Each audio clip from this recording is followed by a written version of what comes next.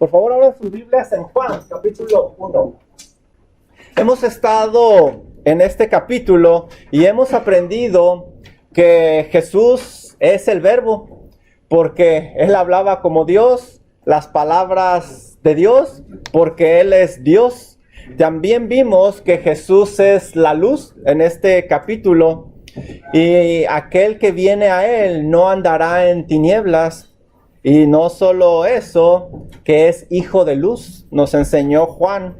También vimos que la semana pasada que el Señor Jesús es el Cristo. Llegan a Juan y le dice a Juan el Bautista y le dicen, ¿tú eres el Cristo? No, yo no soy el Cristo. Entonces, ¿tú eres Elías? No, no soy Elías. Entonces, ¿tú eres el profeta? No, no soy el profeta. Simplemente soy una voz que clama en el desierto. Y Él nos introdujo la palabra Cristo. Y vimos que ellos esperaban al Cristo. El día de hoy se le da otro nombre al Señor Jesucristo en este capítulo. Vamos a Juan capítulo 1, versículo número 29. Esta es la siguiente sección que vamos a ver. Juan capítulo 1, versículo 29. El siguiente día vio Juan el Bautista, a Jesús que venía a él, y dijo, he aquí el Cordero de Dios que quita el pecado del mundo. Cuando dice al siguiente día, se refiere al siguiente día de que habían venido los fariseos a Juan el Bautista y le habían preguntado, ¿eres tú el Cristo? ¿Eres tú Elías? ¿Eres tú el profeta? ¿Quién eres? Ese fue el primer día. Pero al siguiente día es cuando llega el Señor Jesús a él y dice que vio Juan a Jesús.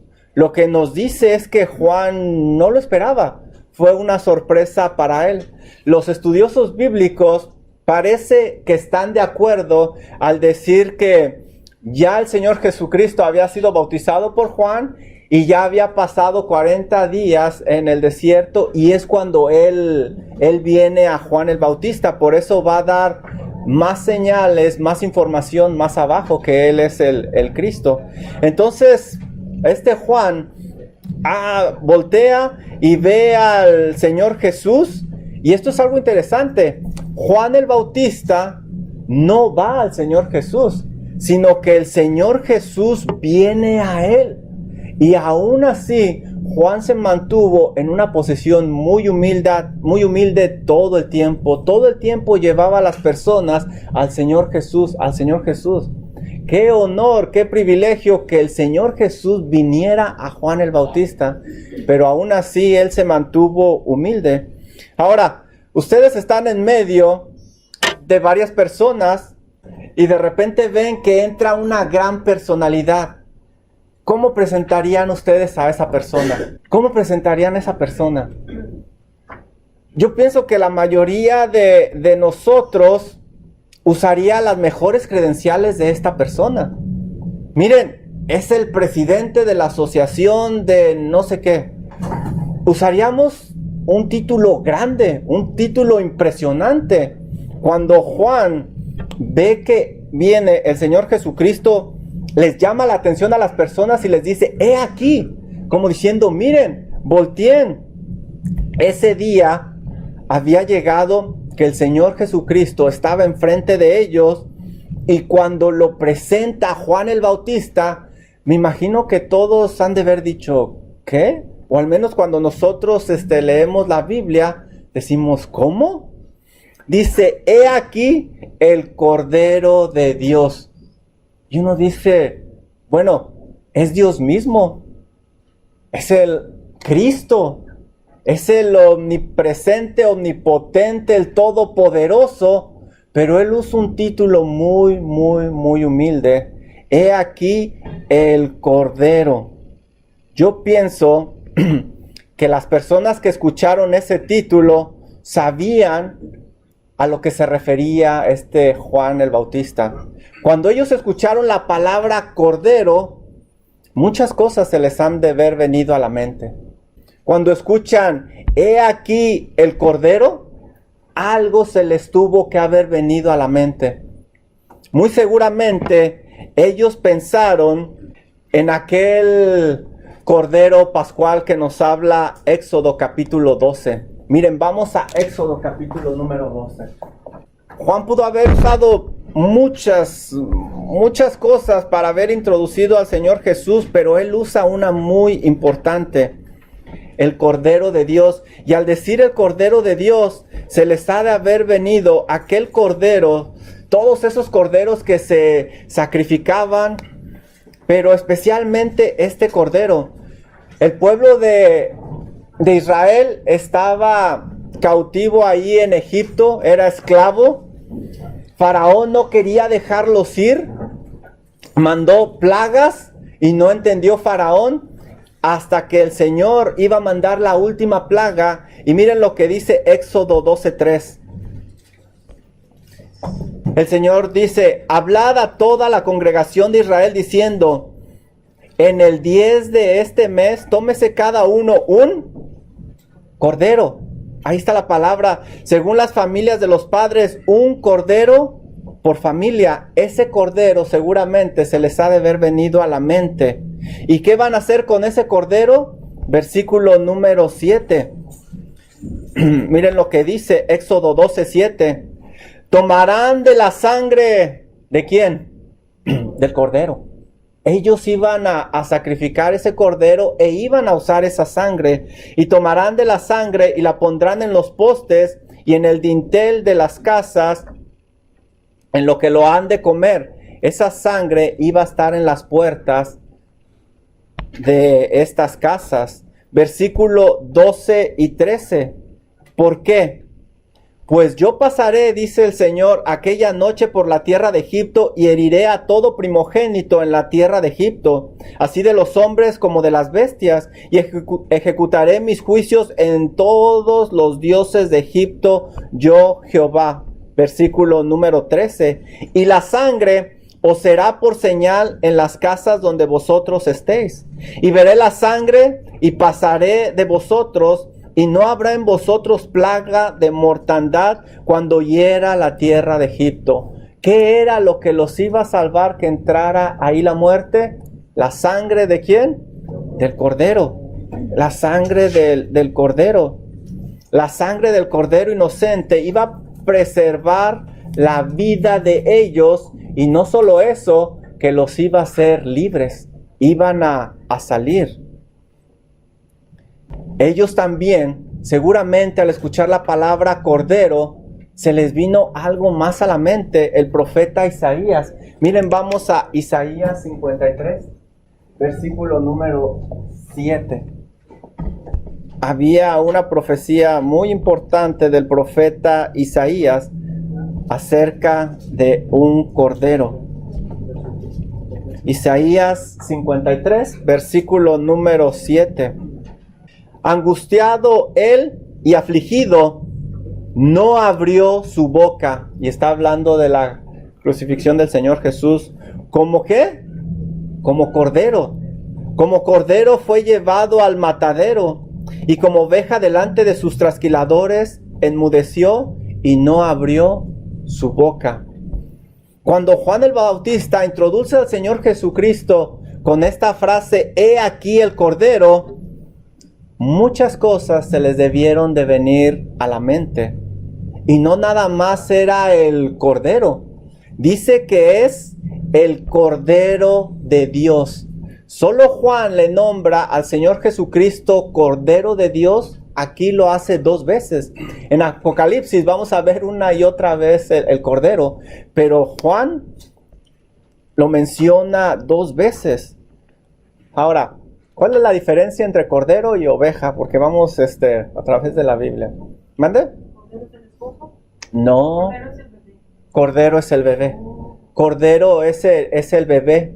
Y se alimenta principalmente de la leche de la mamá. Ya cuando alrededor de 1 año, que ya están un poco más maduros, ya entran se les nombra oveja, pero son de la línea de los ovis. Entonces, para que haya una pequeña diferencia. Cuando Juan dice, he aquí el cordero, muchas cosas se les viene a la mente. Pero cuando dice el Cordero de Dios, Algo más se les tuvo que haber venido a la mente. No era cualquier cordero, era el Cordero de Dios. Ellos sabían lo que había sucedido hace muchos años con Abraham. Miren, vamos a Génesis capítulo 22.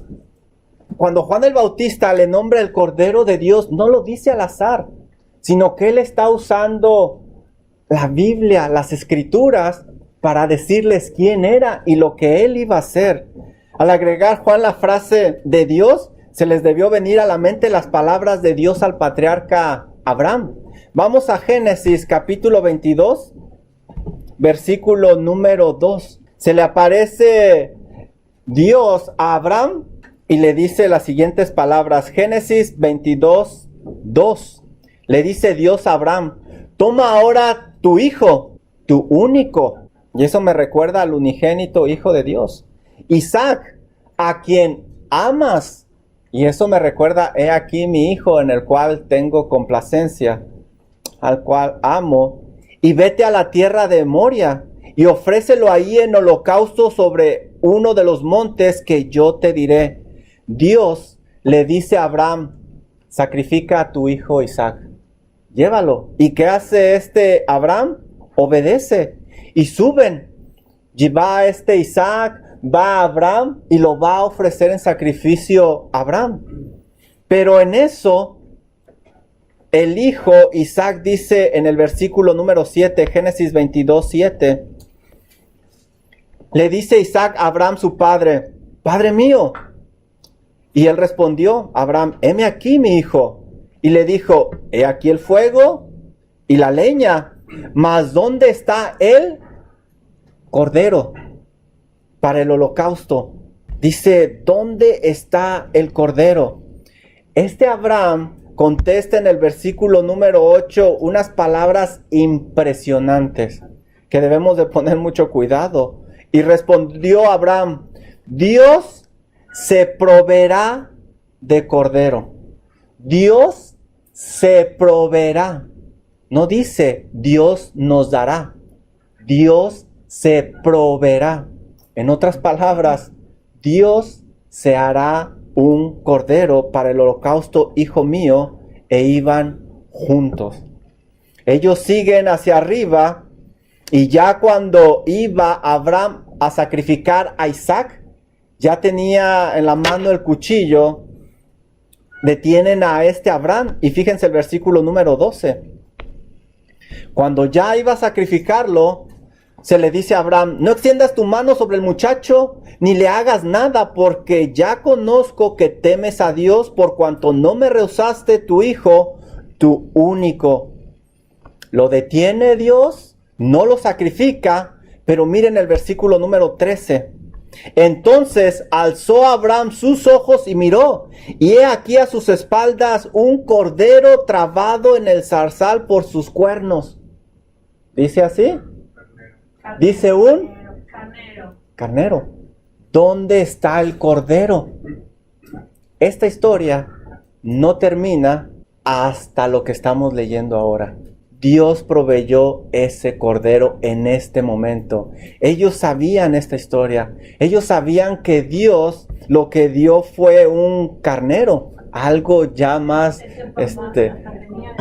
ya grande, con cuernos, estaba trabado, pero ellos esperaban un cordero. Por eso Juan, cuando ve al Señor Jesucristo, dice: he aquí el Cordero de Dios que quita el pecado del mundo. Ese es el Cordero que se le iba a proveer. Ellos sabían esto. Por eso, mira, ¿qué vemos aquí? Juan el Bautista pudo haber presentado al Señor Jesús de muchas maneras y muy ciertas. El omnipotente, el omnipresente, tantas cosas. Pero él está presentando al Señor Jesucristo de una manera que traiga convicción en esas personas y los lleve al arrepentimiento y a buscar una relación con Dios por medio de ese Cordero. Por eso, yo no sé cómo te presentaron a ti al Señor Jesús, pero a veces no lo presentan bien y Juan lo está presentando muy bien. Yo he escuchado personas, por ejemplo, que dicen: mira, tienes una vida extraordinaria. Tienes una familia, unos hijos hermosos. Mira la casa que tienes, tus carros. Solo te falta el Señor Jesús. Eso está mal. Ahí están introduciendo al Señor Jesús de una manera como si fuera un adorno más. No. O mira, híjole, estás batallando, estás sufriendo. Empieza una relación con Dios por medio del Señor Jesucristo y todos tus problemas se te van a acabar. Están introduciendo al Señor Jesucristo de una manera incorrecta. Pero Juan lo está introduciendo de una manera adecuada, que traiga convicción al corazón. Que ellos busquen perdón de pecados primeramente. Cierto que el Señor te puede ayudar, te puede prosperar, puede hacer tantas cosas, pero lo primero que las personas necesitan es arrepentirse de sus pecados y darse cuenta que tienen que ponerse a cuentas con Dios. Por eso Juan les dice, he aquí el Cordero de Dios. Cuando presentes al Señor Jesús, diles que Él es el único enviado por Dios, nadie más. Él es el que ha enviado Dios. Juan le nombró el Cordero de Dios. Y no solo eso, dice el Cordero de Dios que ¿qué? Que quita el pecado. Nada ni nadie más va a ayudar a quitar el pecado. Ese Cordero, cuando dice el Cordero de Dios, ellos ya sabían lo que se hacía con los corderos. Tenía que derramar su sangre. Miren lo que dice Levítico 4, 32 y 33. Levítico 4, 32 y 33. ¿Qué era lo que se hacía? Miren lo que dice Levítico 4, 32 y 33. Y si por su ofrenda, por el pecado, trajere cordero, hembra sin defecto traerá, y pondrá su mano sobre la cabeza de la ofrenda de expiación, o sea, sobre el cordero, y la degollará por expiación en el lugar donde se degüella el holocausto. La persona llevaba el cordero, ponía sus manos sobre el cordero, como símbolo de que los pecados iban sobre ese cordero. ¿Y qué pasaba con ese cordero? Entregaba su sangre. Derramaba su sangre. Por eso cuando nosotros leemos el Cordero que quita el pecado, nosotros leemos la palabra quita, pero ese quitar es diferente a arrebatar o aventar. Ese quitar da la idea de que se carga, de que se lleva cargando lo que se ha quitado. Eso es interesante por lo que nos dice Primera de Pedro 2:24. Miren lo que dice Primera de Pedro 2:24. Miren lo que dice del Señor Jesús, quien llevó Él mismo nuestros pecados en su cuerpo sobre el madero. Da la idea que Él llevó de alguna forma cargando sobre el madero, para que nosotros, estando muertos en los pecados, vivamos a la justicia, y por cuya herida fuimos sanados.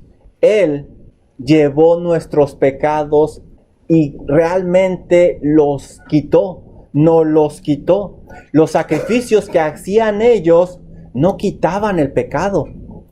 Miren lo que dice Hebreos 10:3-4. Hebreos 10:3-4.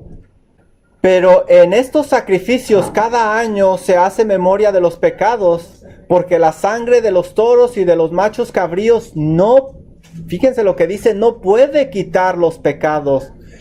Pero el Señor Jesucristo con ese sacrificio sí pudo quitar los pecados. Él sí los quitó. Así es de que cuando nosotros presentemos al Señor Jesucristo, hay que presentarlo como el único enviado por Dios. Él es el único que murió por ti. Nadie ni nada más.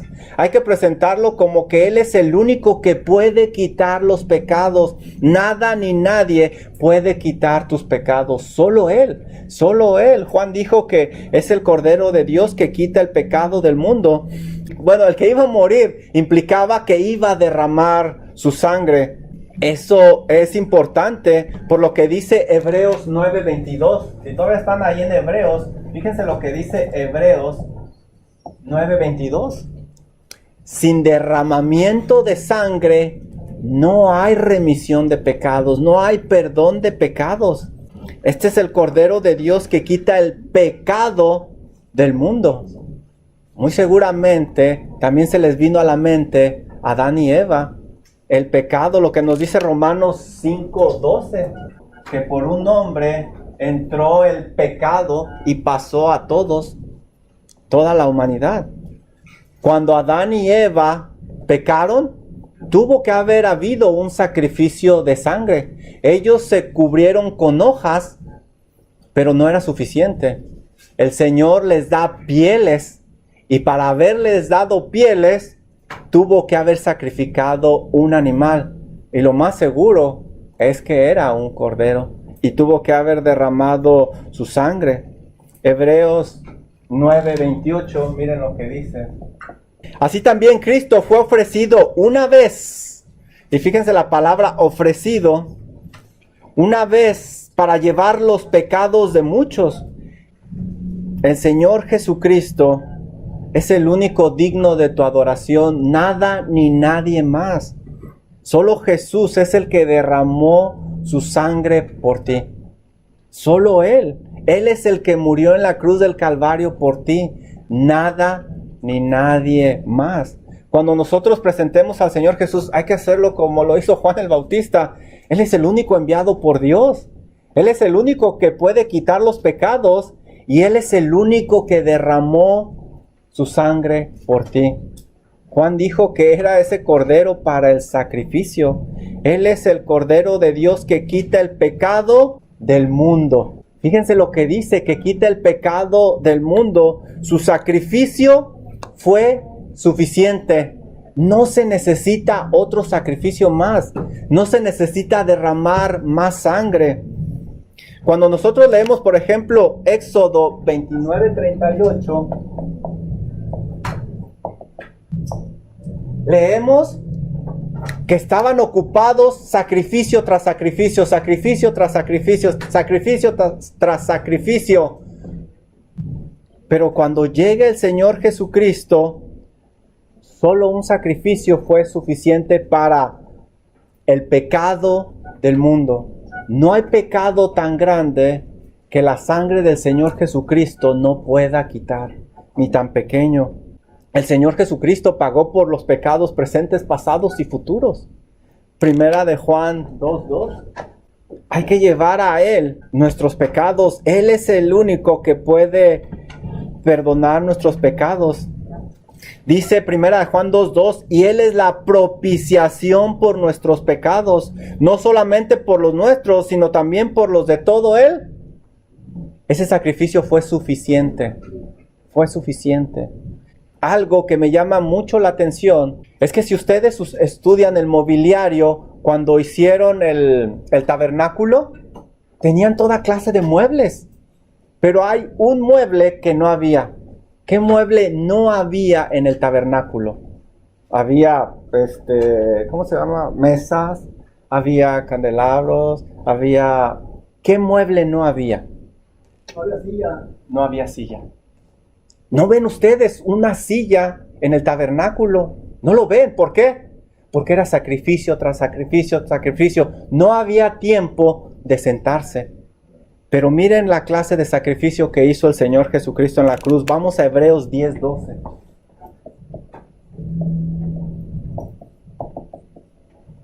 Hebreos 10:12, miren lo que dice. Pero Cristo, y ya estudiamos esa palabra la semana pasada, pero Cristo, habiendo ofrecido una vez para siempre un solo sacrificio por los pecados, ¿qué hizo? Se ha sentado a la diestra de Dios. Por eso esa palabra se ha sentado es muy importante, porque ya no hay necesidad de más sacrificio. Ese es nuestro Dios. Hay que llevar a las personas al Dios de la Biblia. Él es el único que puede perdonar pecados y quitar pecados. Él es el único, nadie ni nada más. No ponga su fe y confianza en nadie más. En nadie más. Solo Jesús es el Cordero que quita el pecado. Solo hay que confiar en Él. Solo hay que confiar en Él. Vamos de regreso a Juan capítulo 1, versículo 29.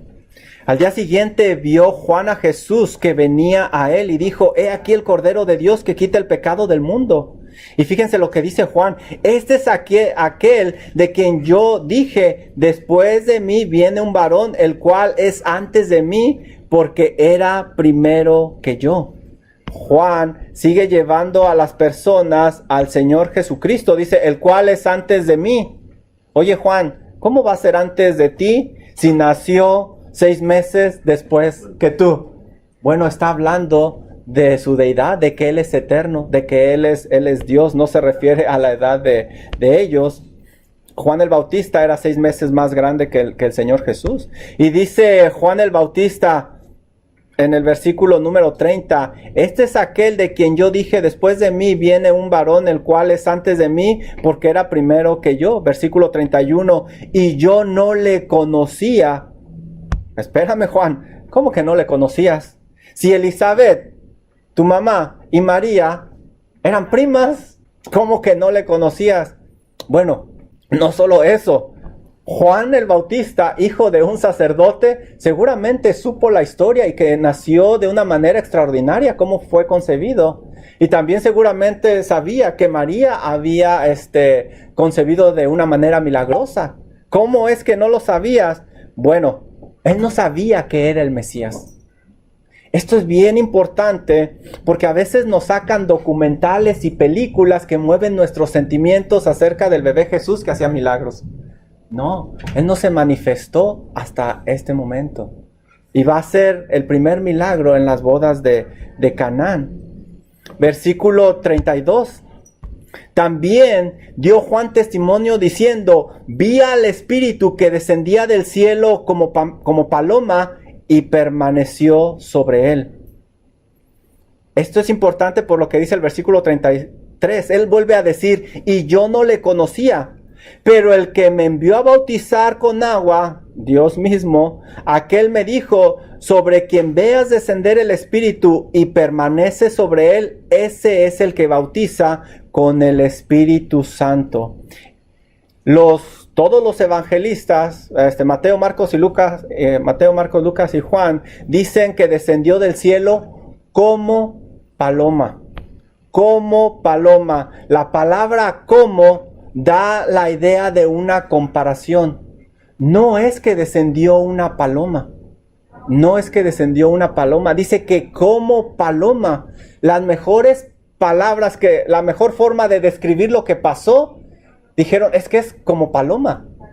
Pero muchas veces se nos pone una paloma, pues, para llamar nuestra atención y porque no saben en realidad cómo pasó. Si ustedes ponen atención en el versículo 33, Dios le dijo: aquel sobre quien veas descender el Espíritu Santo y que permanece sobre él. Descender el Espíritu Santo y permanecer. Si hubiera sido una paloma, ¿qué creen que hubieran hecho? Tuvo que haber sido algo sobrenatural. Pero dice como paloma. No dice que era una paloma. Así es de que cuando presentes al Señor Jesucristo, preséntalo que Él es el único que da el don del Espíritu Santo. Miren lo que dice: Él es el que bautiza con el Espíritu. Él es el que bautiza con el Espíritu. ¿Qué es bautizar con el Espíritu? Ya no tengo mucho tiempo, por eso voy más rápido.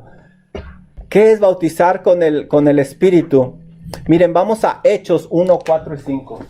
En aquella época, personas habían creído en el Señor Jesucristo realmente como el Salvador. Hechos capítulo 1, versículos 4 y 5. Y el Señor hace esta promesa a sus discípulos al irse. Y estando juntos les mandó que no se fuesen de Jerusalén, sino que esperasen la promesa del Padre, la cual les dijo: oísteis de mí. Porque Juan ciertamente bautizó con agua, mas vosotros seréis bautizados ¿con qué? El Espíritu Santo dentro de no muchos días. El Espíritu Santo iba a venir a ellos. La palabra bautizo significa sumergir. Pero ellos usaban esa palabra de sumergir como cuando agarraban una ropa y la sumergían en un tinte de color y la ropa salía de otro color. Como cuando agarraban ropa sucia, la sumergían y salía limpia. Es decir, no nada más la palabra bautizo es sumergir, pero en el contexto había una transformación. Hechos capítulo 2, fíjense lo que dice, lo que sucede en el día de Pentecostés. Hechos capítulo 2, versículo número 2, en el día de Pentecostés estaban todos juntos y de repente vino del cielo un estruendo como de viento recio que soplaba, el cual llenó toda la casa donde estaban sentados. Y se les aparecieron lenguas repartidas, otra vez esa palabra, como de fuego. No quiere decir que era fuego, porque si hubiera sido fuego los hubiera quemado y otras cosas, pero dice cómo. Es lo mejor que podían describirlo, como de fuego, asentándose sobre cada uno de ellos. Y fueron todos llenos del Espíritu Santo. Ese es el bautizo del Espíritu Santo, cuando la persona recibe el Espíritu de Dios. Es como si fuera sumergido en el Espíritu Santo y hay un cambio, una transformación.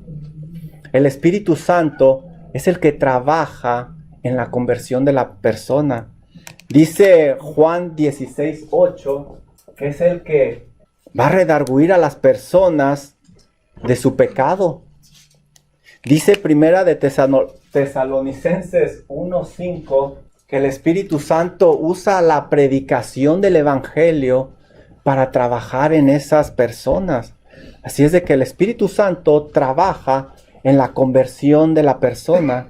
Cuando la persona se convierte al Señor Jesucristo, recibe el bautismo del Espíritu Santo. Miren, vamos a Efesios 1:13. Efesios 1:13.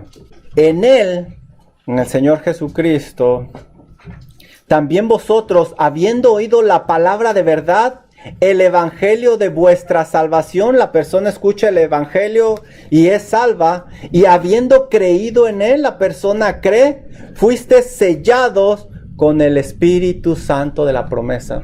Cuando la persona cree, recibe el Espíritu Santo de la promesa. Gálatas 3:2.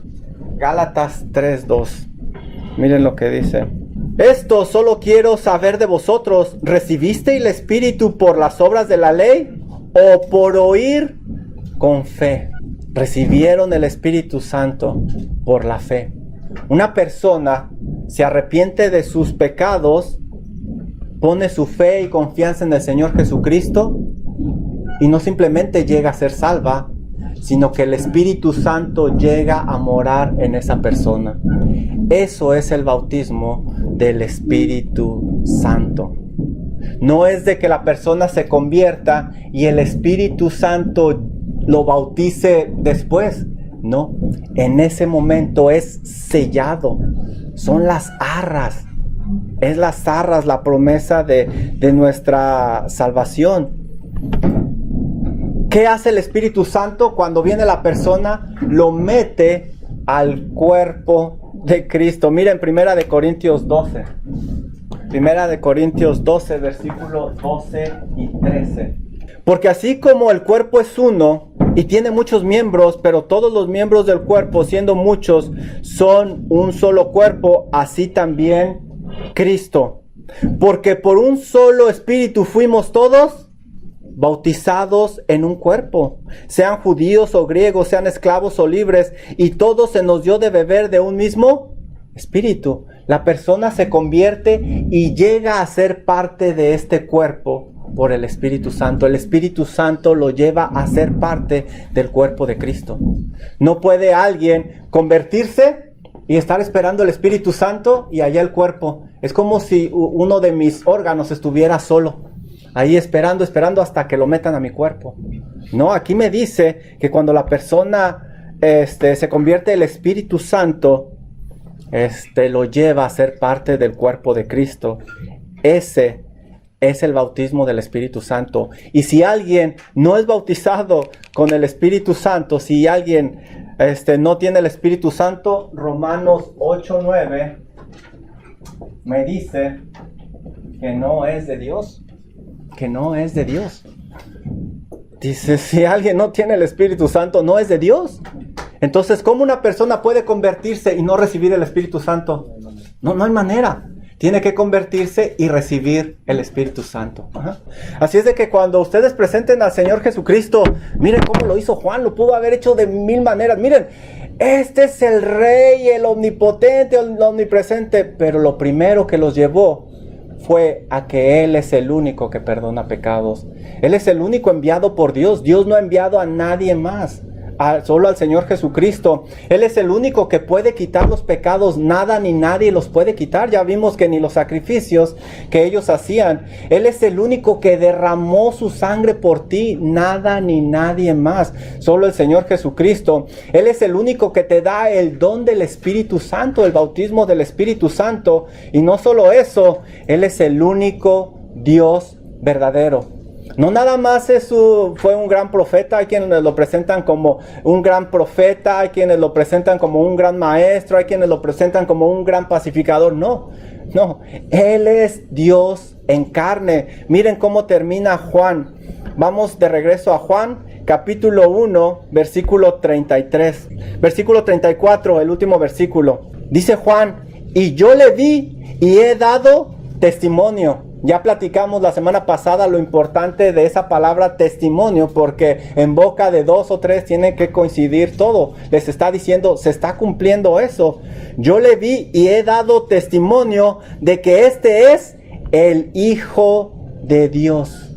El Hijo. Cuando ellos escucharon la frase Hijo de Dios, no se les vino a la mente, ay, como papá y un hijo que ha engendrado. No, ellos sabían a lo que se refería Juan el Bautista. Vamos a Juan capítulo 10, versículo 33. Él es el Hijo de Dios. Juan 10, 33. Le respondieron los judíos diciendo, por buena obra no te apedreamos, sino por blasfemia.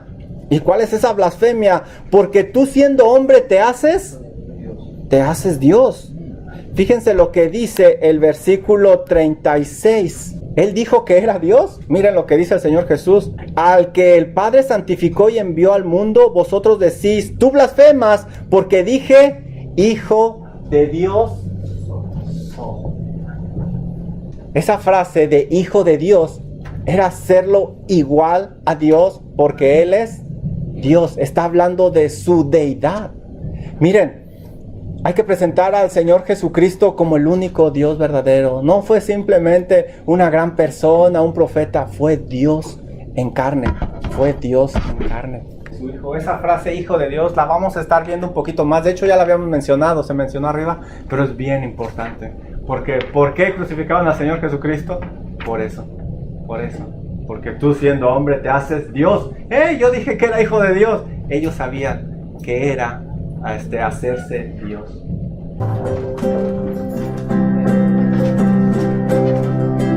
Que mi vida entera esté consagrada a ti, Señor. Que mis manos puedan ya el impulso de tu amor. En tu sangre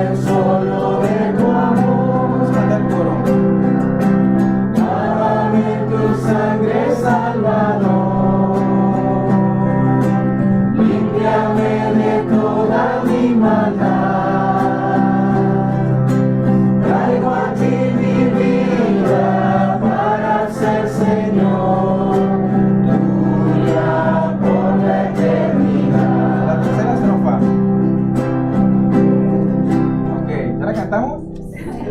No, hermano, pero Ok. usted puede cantarla si quiere. Bueno, ¿quieren cantar la cuarta?